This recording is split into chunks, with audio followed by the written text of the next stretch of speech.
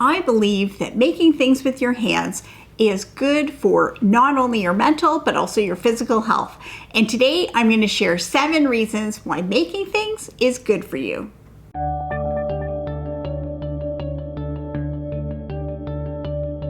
Welcome to Epida Studio. My name is Elizabeth and I help you make beautiful things with quilting, pojagi, and embroidery. So you probably won't be surprised that as a lifelong maker, I think making things is good for you. It will help you be a better person and help you feel better about yourself. And today I'm going to share 7 reasons why I think making things is good for you. Now, you might have your own reasons for making things, so feel free to drop a comment and let me know why you make things, or if you disagree with some of the reasons that I give. But these are 7 of the reasons why I think everybody should be making things. The first reason is that making things helps us learn new skills. And that is something that helps keep our brains active and engaged. And even if it's not a totally new skill, you are still learning details. So even if you've been a quilter for 50 years, you can still come across something that is new in quilting, or a new way to cut fabric, or a new way to sew pieces together. There's always something new. Nobody can know everything about everything. Another part of learning new skills is that this gives us a challenge and it gives us practice in problem solving, but in a low risk situation. To be honest, when you're quilting and you're choosing fabric for your quilt or you're trying out a new block, that is a pretty low risk situation. If you totally mess up, you make something horrible that you hate, what have you really lost? You've lost a bit of fabric, you lost a bit of time. That is a pretty low risk problem to have. But this helps our brain to work on problem solving in low risk situations so that when we get to more serious situations, our brain is used to thinking of alternatives and thinking of solutions and figuring out which is the best way to go. So learning new things will just help our brain be engaged and active. The second thing, I hardly have to say anything about this, but the one benefit of making things is that you are off screen time. So I don't have to tell you this, you're watching a screen right now.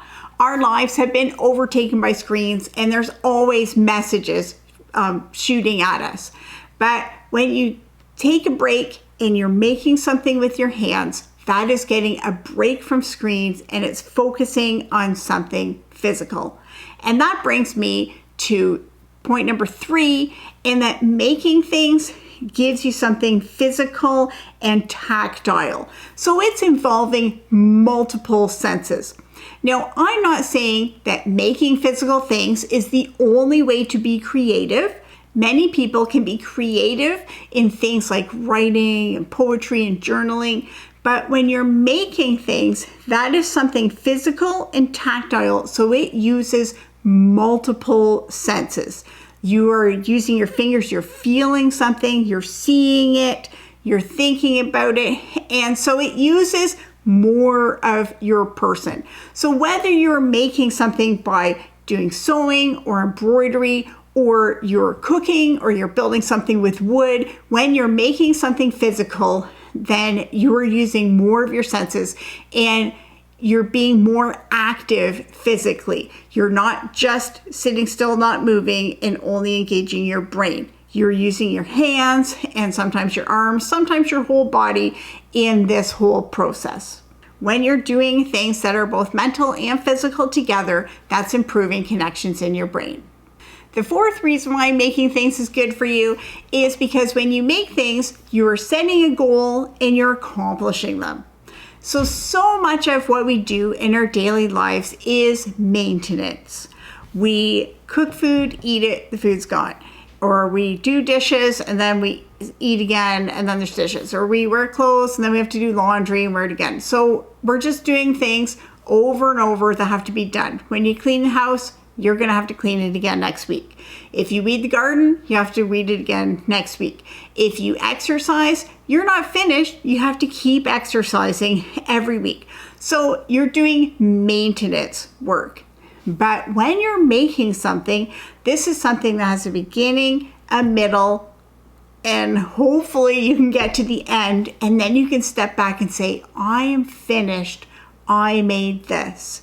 And that is just such a feeling of accomplishment.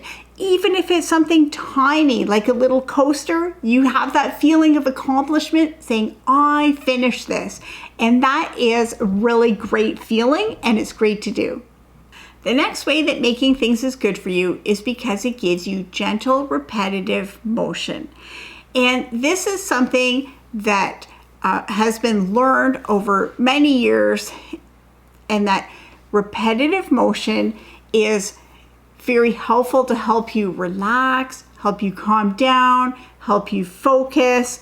Many people, when they're doing meditating, they want to have something calm to do with their hands. And so something like hand stitching is perfect for this because it just gives you gentle motion that you can do over and over, and it will help to calm you and focus you. Now, you don't want to go too far with this because there is also repetitive motion injuries that can happen. So that is the difference between making things as a hobby and making things as a job, as a factory worker.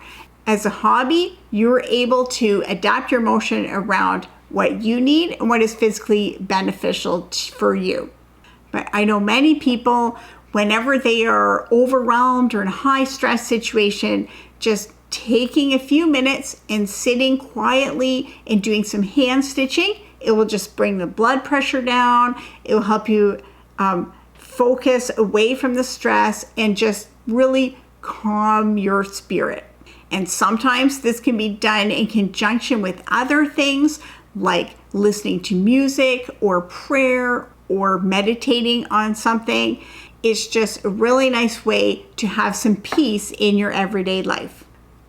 The sixth reason why making things is good for you is because it gives you a chance to express yourself. When you're making something, you get to choose what you're going to make, what color you're going to make, how you're going to make it, and that is part of the fun. It's always amazing to me when I see 10 people and they're given the exact same quilt pattern and they can make 10 totally different quilts.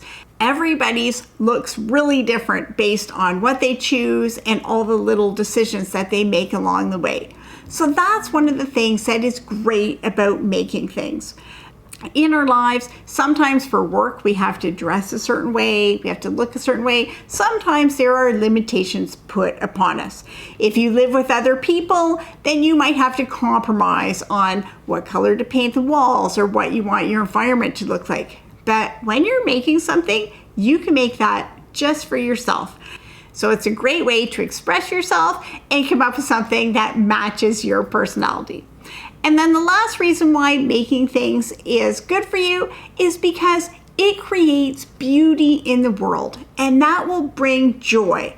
And making things brings joy to your life through both the process of making things and the finished art that you have made. And the beauty that you've made is valuable. Even if you are the only one who appreciates it, you're the only one who enjoys it. You do not have to have things on display at a museum for other people to see for it to be valuable and worthwhile. Even if you make a quilt and it stays on your bed in your bedroom and you're the only person who ever sees it, that is still valuable beauty in the world. So of course, I make things with quilting, pojagi, and embroidery, and that's what I share on this channel. So if you enjoy making things using those techniques, then I encourage you, check out my tutorials and projects and get some ideas. But if those are not the way that you prefer to make things, if you prefer to do baking or gardening or woodworking or any other type of making physical things, then do that. If it's a hobby, you do not have to try and impress anybody and follow any rules. Just do what you enjoy, what is good for you, and what helps you to feel better. If you want to learn more about quilting, pojagi, and embroidery, or you want to get started in these, I have lots of tutorials, patterns, and inspiration at my website, epidastudio.com. quiltingpojagi.com.